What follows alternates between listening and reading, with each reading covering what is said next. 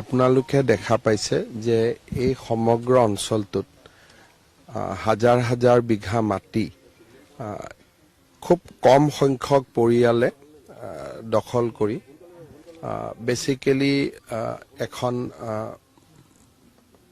ক'বলৈ গ'লে এটা অৰ্থনৈতিক ভাৱে তেওঁলোকে বা বেদখলকাৰীসকলে নিজৰ স্থিতি শক্তিশালী কৰিছিলে। ইয়াতে এটা বস্তু দেখা যায় যে কোনোবা মানুহৰ মাটি নাই কাৰণে ইয়াত অহা নাই, কাৰণ তেওঁলোকে সাধাৰণতে আমি ভূমিহীন মানুহক 3 বিঘা মাটি দিওঁ, 2 বিঘা মাটি দিওঁ, কিন্তু ইয়াত একো গৰাকী পৰিয়ালে 300 বিঘা, 400 বিঘা, 200 বিঘা এই ধৰণে ভূমি তেখেতসকলে অধিগ্ৰহণ বা তেওঁলোকৰ দখলত ৰাখিছিলে। স্বাভাৱিকভাৱে মই ভাবো যে ইয়াৰ পৰা মানুহখিনি আঁতৰি গৈছে প্ৰায় 70% মানুহ, আৰু মানুহখিনিও মই ভাবো যে অহা 2-3 দিনত আঁতৰি যাব। তাৰ পিছত জিলা প্ৰশাসন আৰু ফৰেষ্ট ডিপাৰ্টমেণ্টে ইয়াতে বিভিন্ন ধৰণৰ অৰ্থনৈতিক কাম কৰিব পাৰিব।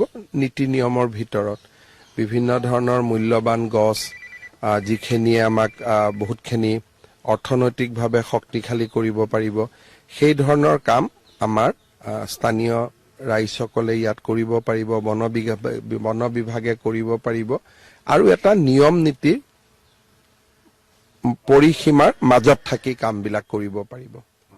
এটাকৈ সব অৰ্ডাৰ ওলাই আছে, সবৰে ডিপাৰ্টমেণ্টবোৰ বেলেগ বেলেগ নহয়, মানে পাৰ্চনেল ডিপাৰ্টমেণ্টে কাবাৰ অৰ্ডাৰ উলিয়াব, এক্সাইজ ডিপাৰ্টমেণ্টে কাবাৰ অৰ্ডাৰ উলিয়াব, হোম ডিপাৰ্টমেণ্টে কাবাৰ অৰ্ডাৰ উলিয়াব, মন্ত্ৰীজন বেলেগ, আয়ুক্তজন বেলেগ, গতিকে এটা 40 দিনৰ ভিতৰত ওলাব লাগে। গতিকে সকলো ডিপাৰ্টমেণ্টে 40 দিনৰ ভিতৰত নিজৰ কাম কৰি ল'ব।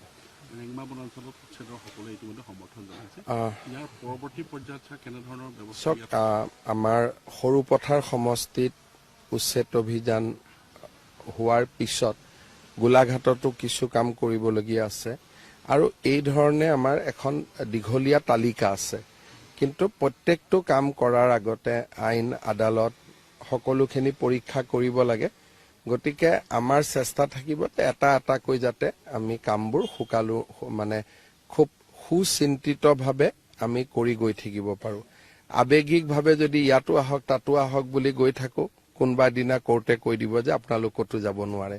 সেইকাৰণে আমি আইন আদালত, অধিবক্তা, আমাৰ নিজৰ অভিজ্ঞতা, এই সকলোবিলাক লৈ পেলাই এটাকৈ আমি স্পটত গৈ আছো, আৰু য'ত আমি জানো যে আমাৰ স্থিতি আইনগত দিশৰ পৰা মজবুত, আমি তেনেকে এটাকৈ কৰি গৈ আছো। আৰু মই ভাবো যে গোটেই অসমতে ইয়াৰ পিছতো 2-3 জেগাত হ'ব, তাত কাম চলি আছে। গতিকে সেই ধৰণে এটাকৈ আমাৰ বন বিভাগকৈ ফৰেষ্ট, VGR, PGR, সত্ৰৰ মাটি, নামঘৰৰ মাটি, এইখিনি আমি লাহে লাহে উদ্ধাৰ কৰি থাকিম।